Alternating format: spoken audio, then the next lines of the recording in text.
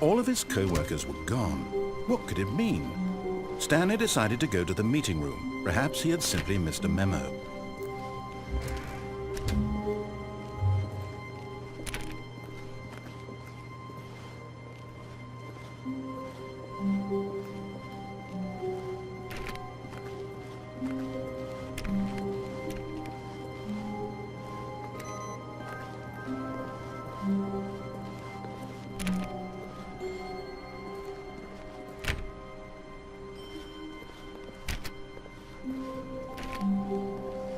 When Stanley came to a set of 2 open doors, he entered the door on his left.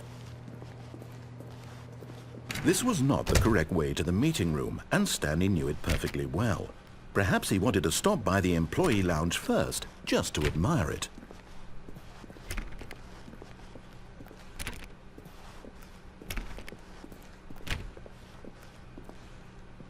Ah, yes, truly a room worth admiring. It had really been worth the detour after all, just to spend a few moments here in this immaculate, beautifully constructed room. Stanley simply stood here, drinking it all in.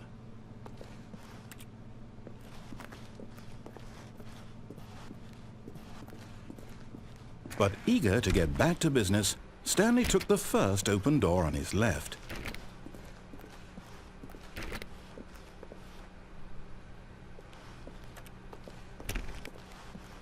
Stanley was so bad at following directions, it's incredible he wasn't fired years ago.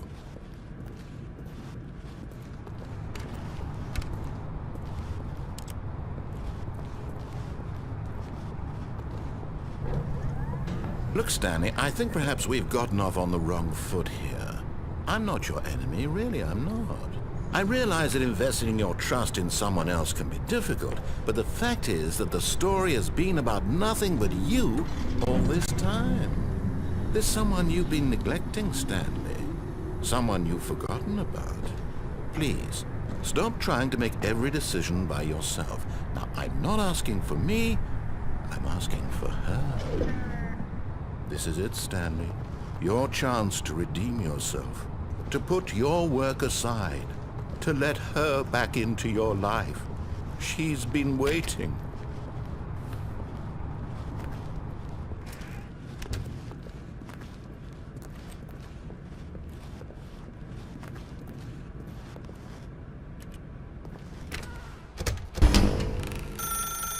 That's her, Stanley. You need to be the one to do this, to reach out to her. If you can truly place your faith in another, then pick up the phone.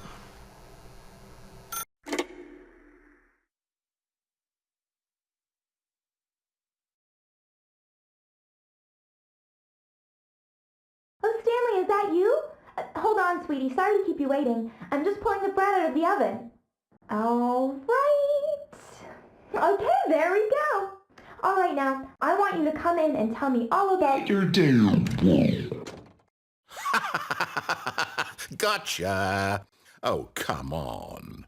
Did you actually think you had a loving wife who'd want to commit their life to you? I'm trying to make a point here, Stanley. I'm trying to get you to see something. Come inside. Let me show you what's really going on here. This is a very sad story about the death of a man named Stanley.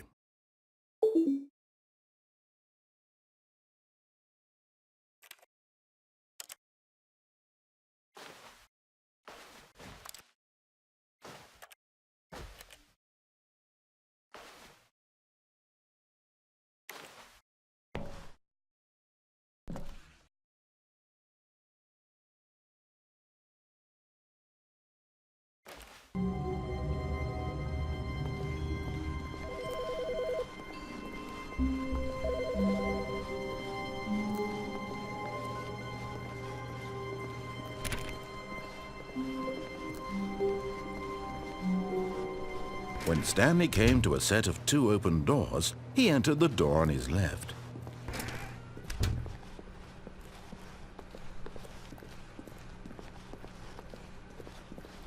Yet there was not a single person here either. Feeling a wave of disbelief, Stanley decided to go up to his boss's office, hoping he might find... Coming to a staircase, Stanley walked upstairs to his boss's office.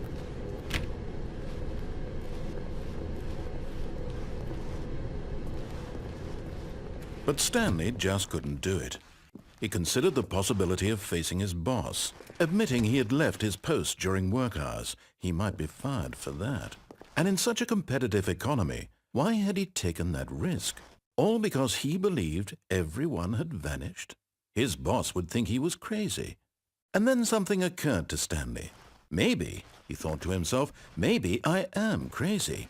All of my co-workers blinking mysteriously out of existence in a single moment for no reason at all?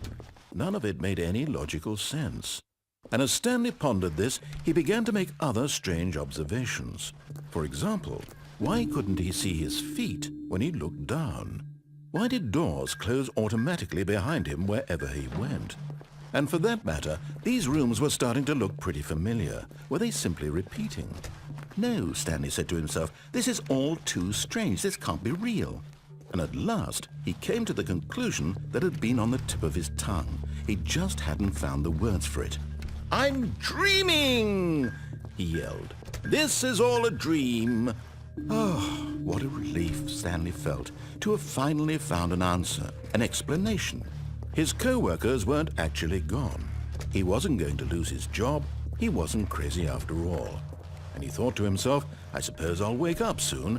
I'll have to go back to my boring real-life job pushing buttons. I may as well enjoy this while I'm still lucid. So he imagined himself flying and began to gently float above the ground.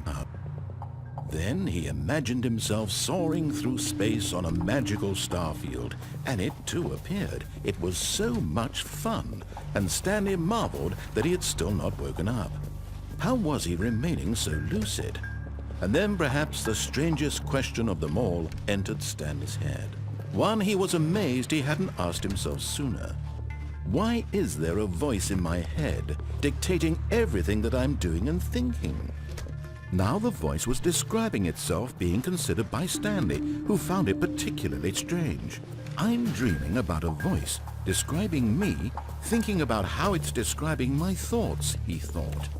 And while he thought it all very odd and wondered if this voice spoke to all people in their dreams, the truth was that, of course, this was not a dream. How could it be? Was Stanley simply deceiving himself, believing that if he's asleep, he doesn't have to take responsibility for himself? Stanley is as awake right now as he's ever been in his life. Now, hearing the voice speak these words was quite a shock to Stanley. After all, he knew for certain, beyond a doubt, that this was in fact a dream. Did the voice not see him float and make the magical stars just a moment ago? How else would the voice explain all that? This voice was a part of himself too. Surely, if he could just... He would prove it. He would prove that he was in control, that this was a dream. So he closed his eyes gently, and he invited himself to wake up. He felt the cool weight of the blanket on his skin, the press of the mattress on his back, the fresh air of a world outside this one. Let me wake up, he thought to himself. I'm through with this dream. I wish it to be over. Let me go back to my job. Let me continue pushing the buttons. Please, it's all I want. I want my apartment and my wife and my job. All I want is my life exactly the way it's always been. My life is normal. I am normal. Everything will be fine. I am okay.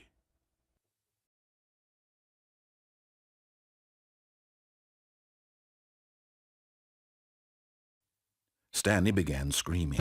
Please, someone, wake me up. My name is Stanley. I have a boss. I have an office. I am real. Please, just someone tell me I am real. I must be real. I must be. Can anyone hear my voice? Who am I? Who am I? And everything went black.